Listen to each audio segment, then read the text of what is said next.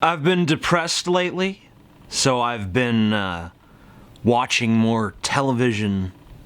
Well, I haven't actually been watching TV, but I've been watching TV shows on like Netflix and YouTube and stuff. And one of my favorite shows is Gordon Ramsay's Kitchen Nightmares. And really, it's two different shows because there was a UK version and then there's the US version. And in the UK version, Gordon Ramsay is coming to fix your restaurant. In the US version, Gordon Ramsay is coming to fix your restaurant and your marriage and your family relationships, and if you have any sort of neurological psychoses, he's going to fix those too. He's gonna fix your entire fucking life in 3 or 4 days using his insight and wisdom. And I enjoy the show. Probably my favorite part of the show is this, and it's always funny every single fucking time, and the setup for the joke is this. Gordon Ramsay arrives at the failing restaurant. We're hundreds of thousands of dollars in debt, and no one gets along running the restaurant, and we got no customers, and blah, blah, blah. And Gordon Ramsay will show up, and he'll do his little introduction, and he'll shake people's hands, and, hey, how you doing, blah, blah, blah, blah, blah, tell him about the restaurant. And at some point during his little interview session, he'll ask them, how's the food? Now, of course, if you're running a failing restaurant, 99% chance the food is fucking terrible. Because people will forgive most other shit. You know what I'm saying? Like, if the servers are bad, hey, man, it takes a long time to get your food, but the food's really good. People will say that shit. If the location is bad, well, it's a little hard to find, but the food's really good. You hear people say this shit. You do you not? The one thing that people will not forgive from a restaurant is shitty fucking food. So of course the food is always fucking terrible. But the owners of these restaurants that Gordon Ramsay visits always say, oh, our food is excellent. We have great food. It's amazing. And Gordon's like, oh, well, I can't wait to taste it. Knowing full fucking well that he's in for some horrible shit. And invariably, he'll sit down and he'll order like 3 menu items, and invariably,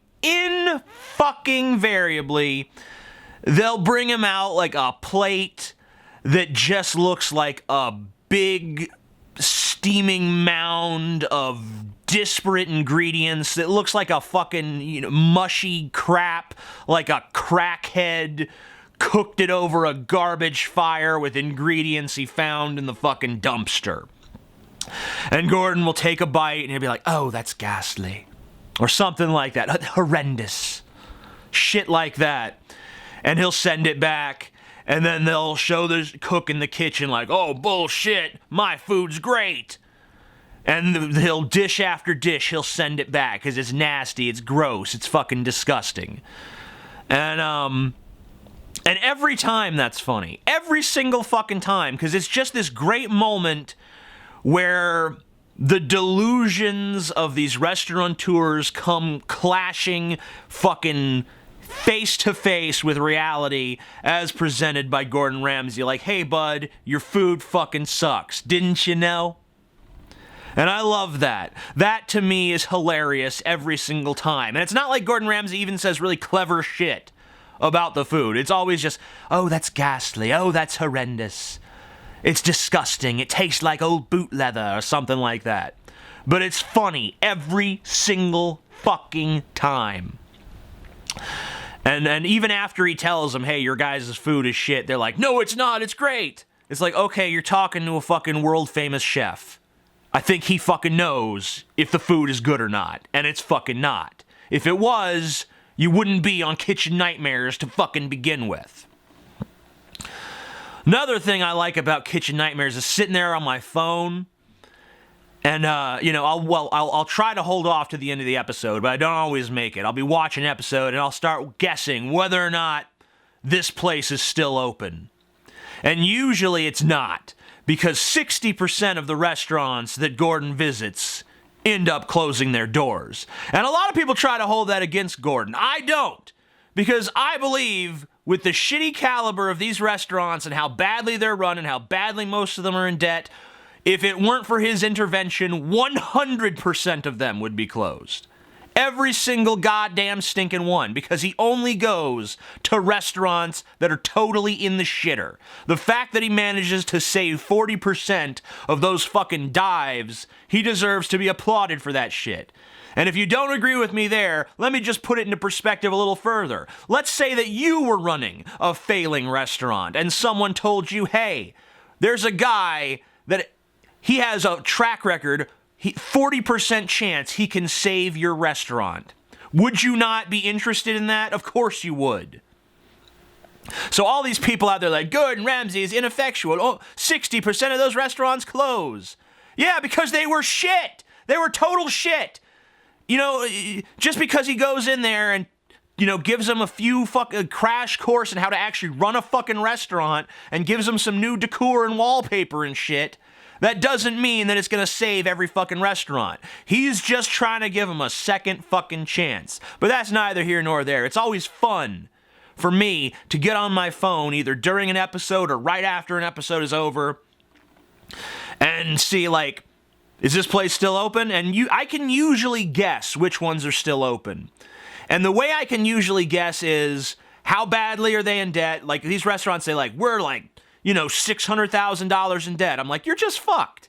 It doesn't matter what Gordon does. There's no fucking way that you're gonna climb out of that fucking deep hole of debt. No matter how much he improves the restaurant. Unless he increases sales like 250%, you're just fucked.